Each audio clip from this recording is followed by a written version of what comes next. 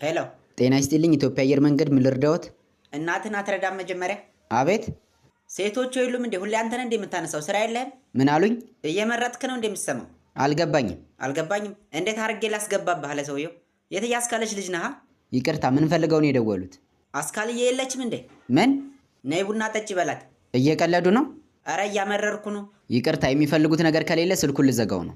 እናትህ ወልደሃለች። አንተ ነህ እኔ ላይ የምትዘጋው? ቂጥህን አጥቤ አሳድጌ ደግሞ አየር መንገድ ገባሁ ብለህ እኔ ላይ ስልክ ልትዘጋ ነው? የማንን ቂጥ ነው ያጠቡት? የኔ አባት ስርዓቶትን የያዙ። የሚፈልጉት አገልግሎት ካለ ይናገሩ።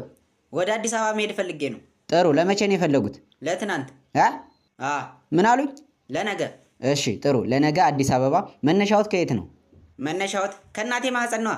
እንደዛ አይደለም የኔ አባት። አሁን የት ነው ያሉት? አሁን እቤቴ ነው ያለሁት። አይደለም፣ ያሉበት ከተማ የት ነው? እነማ? እርሶ?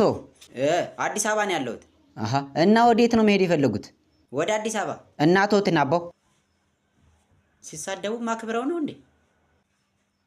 መብራት ኃይል ለምን አልደወለም? ሄላ